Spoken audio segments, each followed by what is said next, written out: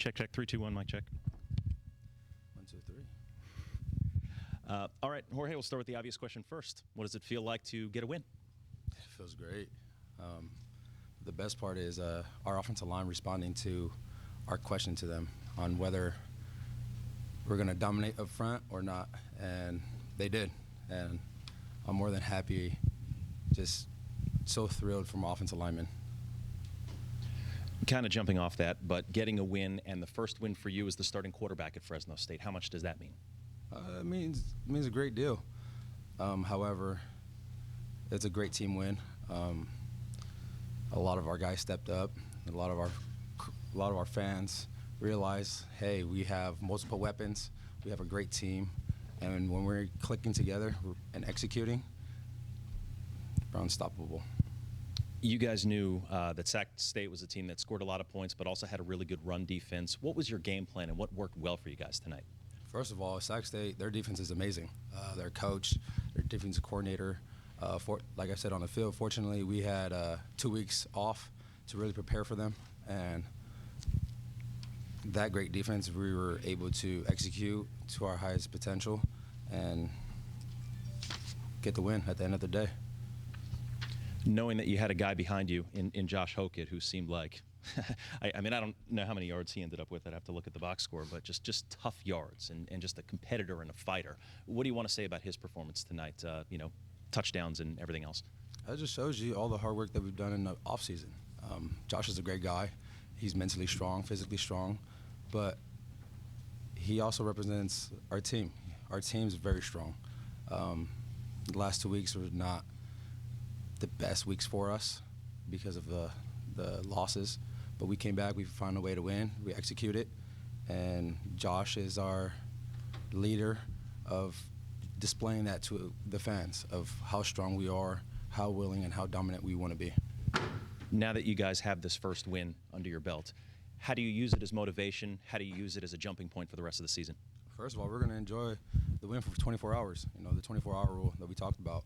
And then tomorrow we're going to go back to the basics, watch the film, tell the truth, and fix our details that we need to be fixed. For almost 38 minutes of possession, you guys had the ball in their territory a lot. Some empty possessions, but did you feel them at all wearing down a little bit as the second half went on? We did. We did feel that, but like you said, there were empty possessions. That's something we need to fix on and work on top of this win. We had too many times in the red zone that we didn't convert, and fortunately our defense helped us out getting the ball back, but we put too much on our defense's plate. And as an offensive group, we need to step up and execute more. Can you describe the mindset or what was going on in the huddles of the offense to not get too frustrated by those empty possessions and finish the game off? That's a testimony to our off-season training. Like I said before, with Coach Ward and the strength program and Coach Stafford, we've done a lot of stuff that would simulate a game, and we had to stay focused and one play at a time and have a short-term memory, if good or bad. Play a new play like it's new. Saw quite a few deep balls. Carrick Wheatfall on the receiving end of a few of them. Just what did you see there, and how nice was it to air it out a little bit? That was in our game plan. It was great. As a quarterback, we love doing that. He was in that position, and we took a shot. And not just Carrick, but we take shots with all our receivers. So it was a great moment, especially with Carrick coming back, making great conversions for us, like the 3rd and 30, I believe, because it was my fault, and it's beautiful. How big was that play on 3rd and forever? Oh, it was really big. Hokett came back after the conversion, went into the 4th quarter, punched it in, and it helped us build that momentum, and hey, we still got it, and let's keep fighting. Any last questions for Jorge?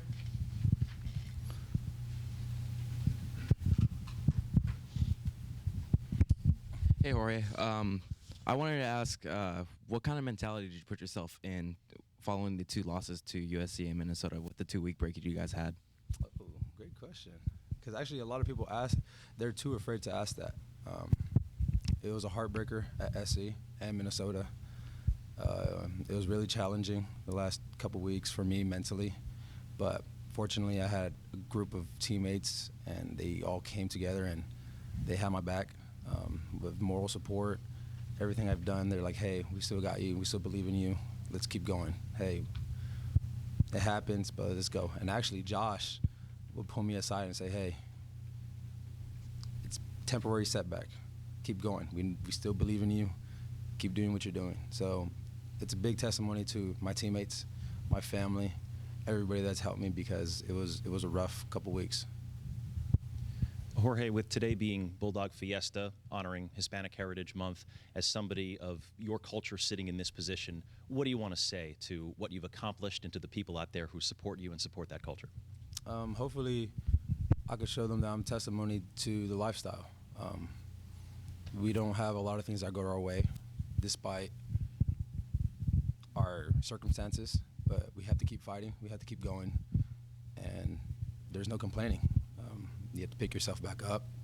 It's a tough road out there, and I wish, or I hope, that I could set that example for the younger generation. It's difficult when they don't have people to look up to, especially in this caliber and this position. So I take it close to heart, especially with the kids, to show them, like, hey, we have to keep going. We have to keep fighting. You want anything you want in this life, go get it, because no one's going to give it to you. So. Thank you, Jorge. Yeah. What you doing now? Thank you. Thank you. Thank you, guys. Oh, my God. Oh.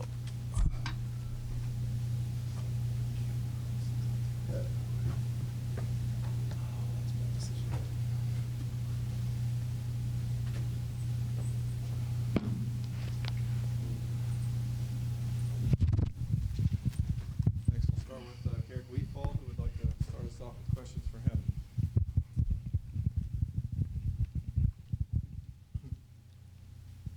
Andrew? Which of your big plays was the biggest in your mind tonight? The one that we was third in like forever. You know, that big play put Josh in a good position to get a big touchdown for it that we needed. So that one. Being out and then coming back, how difficult is that? You know, it was kind of difficult, you know, watching my teammates ball, but I never let that just beat me up, because I was always there for my teammates. You know, I was there to pick them up if someone done anything bad, you know. So it wasn't that bad. Jorge was just talking about how much he loves throwing the deep ball. To have someone like you and really all of the receivers to be able to catch those passes, to run the right routes. Can you just talk a little bit about how, you know, comfortable you are with this receiving core and what it brings to the offense? Man, we have a ton of good receivers for this year's team. Nearly every day we stay after we get the timing with the quarterbacks, Jorge, and the rest of the guys. But in the receiver group, you know, we're like a family. We keep each other up. We let each other know. If someone's lacking, like we get on their tail about it. And we always have each other back about it too. So. And Carrick, how good does it feel to get your first win of the season? Man, it feels amazing.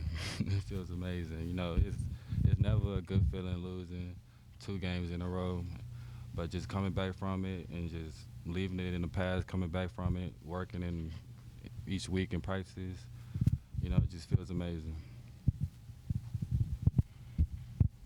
Hi, Derek. What kind of challenges did Fresno State's defensive outlook kind of bring to you as a wide receiver? We have a really good defensive group. The first week of fall camp, you know, it was a little challenging because our defense, you know how they come out hype. But yeah, they get the offense better. All right, well, thank you, Garrett. Appreciate your time. Next up, we'll bring up Darren Bry.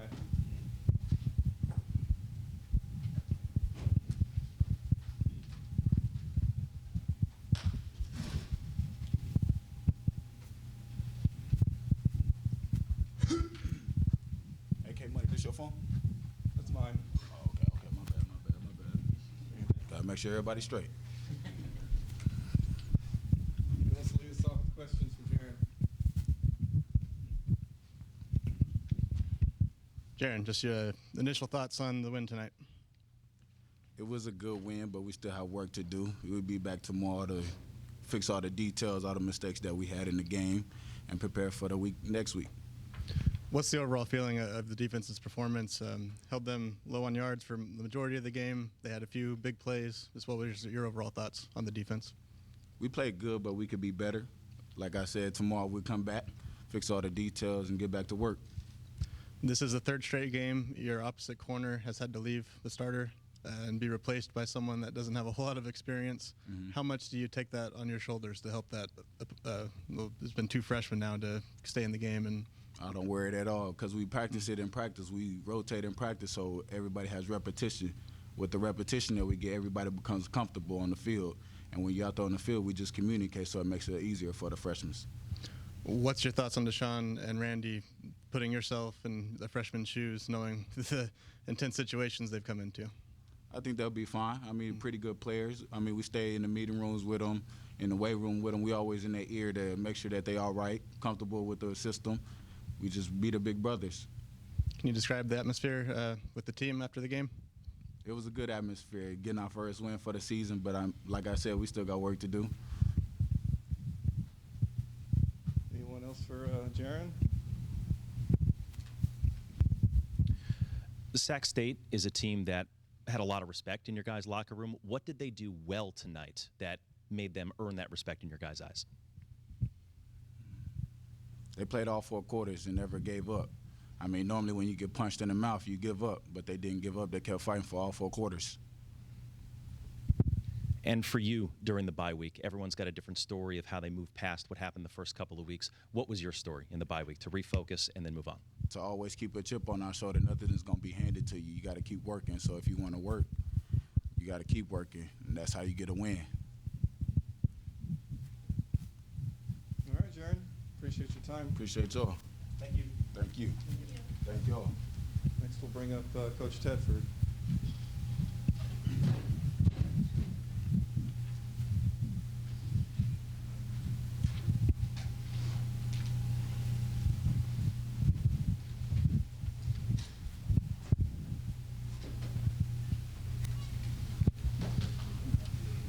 First question for Coach.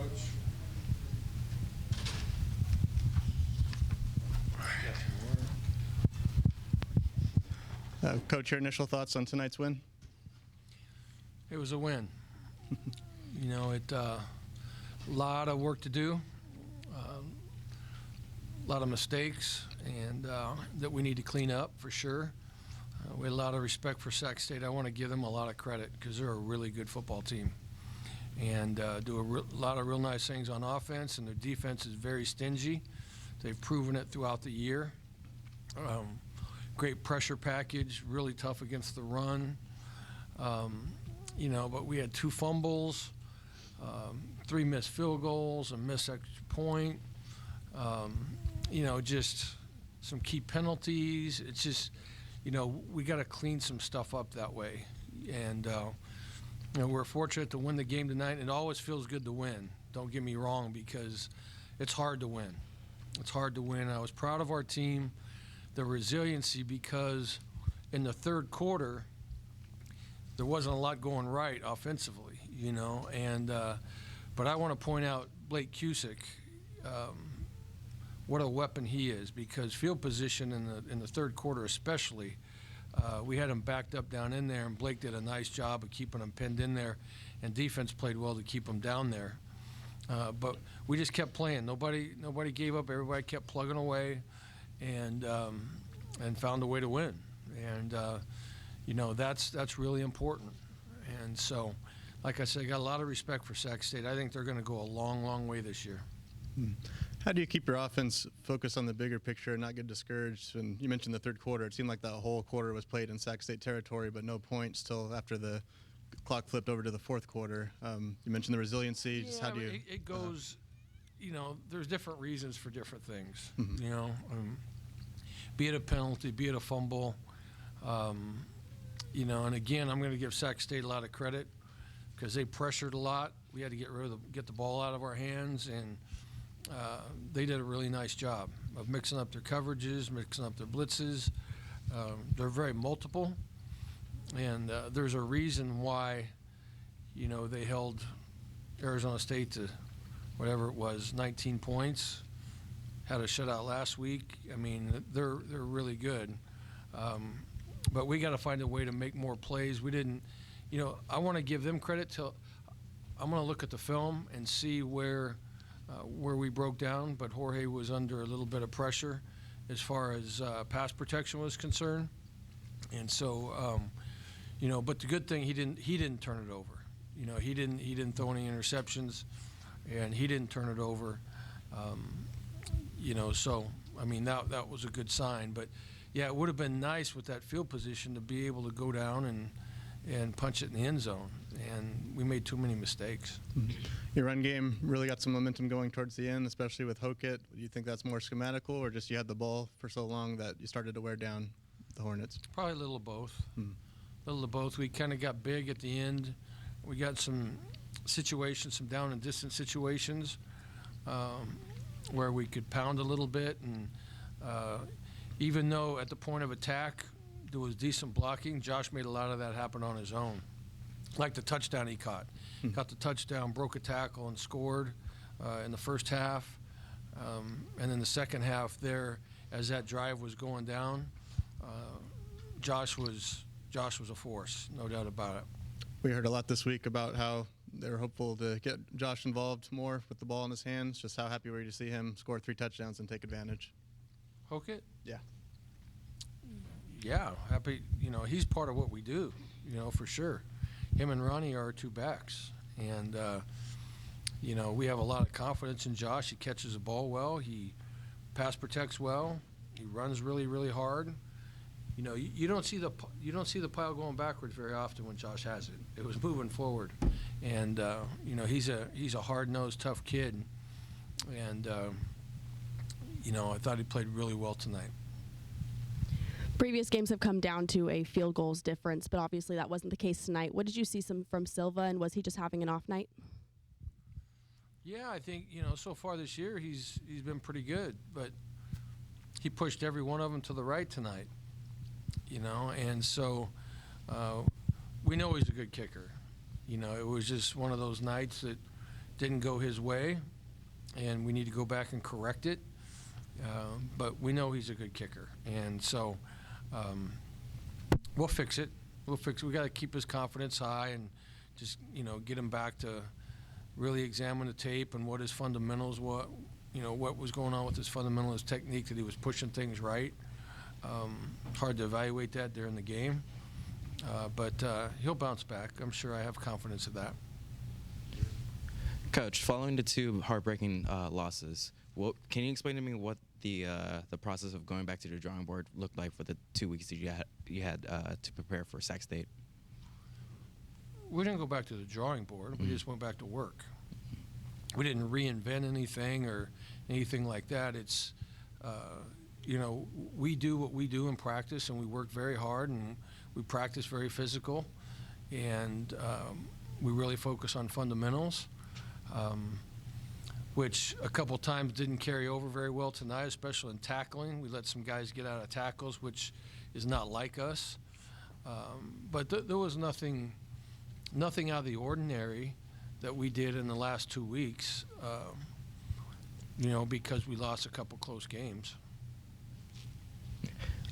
So I wanted to touch on the defense's performance today. Sacramento State struggled on the 3rd down conversion. Do you have any comments on your defense's performance today? Yeah, I think they stepped up, because last game out, we gave up a 3rd and 12, we gave up a 3rd and 18, and we gave up a 4th and 12. So it's nice to get off the field. I don't know what it was. They were 4 of 14, and then we were also better tonight. We were 50%, which we hadn't been doing a great job on 3rd down either. But yeah, I thought we came up and made some plays in the secondary, put a little bit of pressure on the passer. That guy's a really good player, and they have really good schemes, and he can move around, and find people. And, but I thought the defense overall, especially in the second half, early in the game, we gave up some big plays, which we can't allow to happen. But I thought in the second half when we had them backed up down there, I think field position was a big part of it. It was nice to keep them backed up down there. We batted some balls down, got our hands up, batted some balls down in key situations. So, but as always, the guys played hard. Coach, you just mentioned a lot there. Was there a biggest play of the game for you that stood out in your mind, like a turning point?